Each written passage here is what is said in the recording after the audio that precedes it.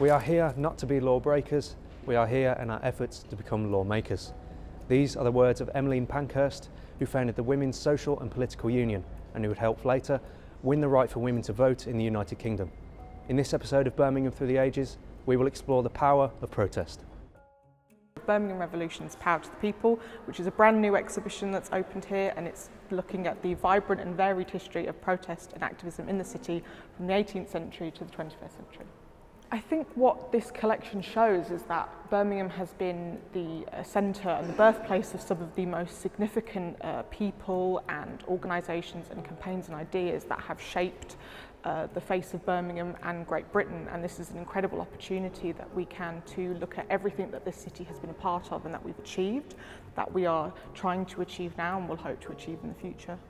We cover dozens of campaigns from the 18th century, starting with the priestly riots in 1791 through to the voting and reform movements, anti-war movements, trade unionism, black power, disability. We really cover everything and all the little in-between campaigns as well, which is really wonderful.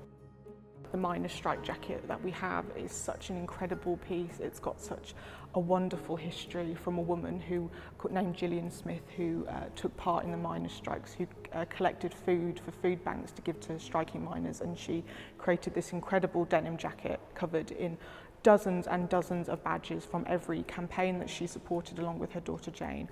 She passed away a few years ago, so this is an incredible memory that we can have to share her story and the solidarity and the community that was created in Birmingham during the miners' strikes.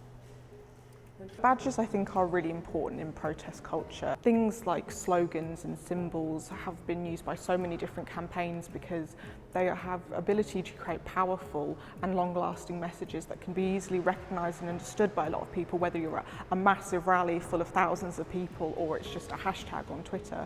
One specific piece that we have, which is part of the suffragette movement, is a little bracelet made by Georgie and Arthur Gaskin, who were jewellery makers in Birmingham in the Jewellery Quarter, and they really supported the women's movement in the early 20th century, and they made a lot of jewellery within the suffragette colours that could be bought and sold, and was a small way that people could carry that message with them wherever they went.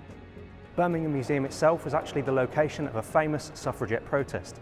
So, to find out more, I've come here to the impressive Round Room, a fantastic gallery space and actually the scene of the crime.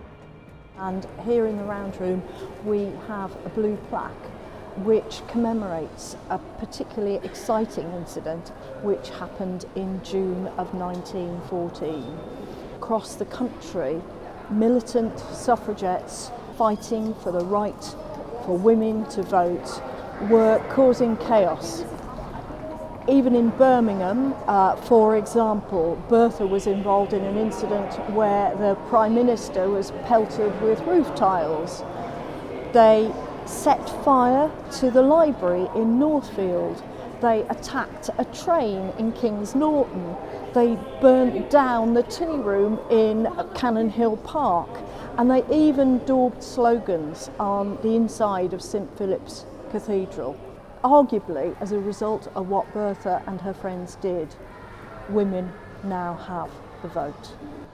It's here, 9th of June 1914, Bertha Ryland came through the front door of the museum and art gallery.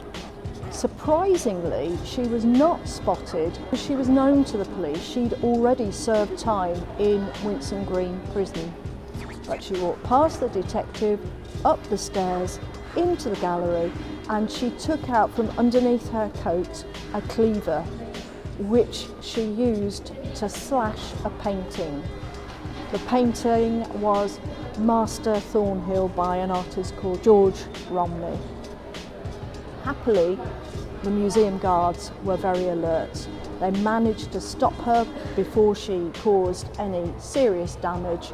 She was apprehended, arrested, and taken to court and charged. She was then taken to Winson Green prison, and not for the first time, she went on hunger strike, and she was force-fed, which was a terrible thing.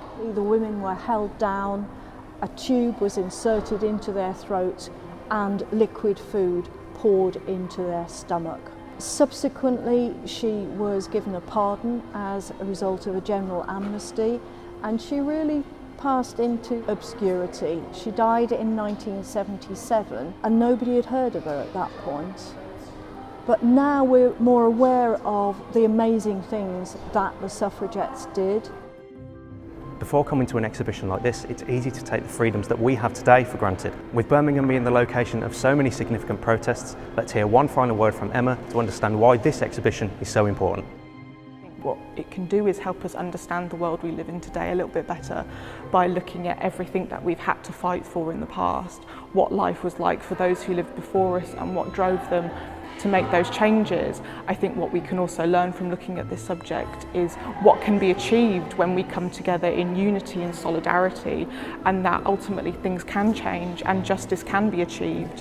Whether you're a lone protester by yourself or you're a whole city, that really anything can be achieved when you've got that passion and that dedication to a cause that you really believe in.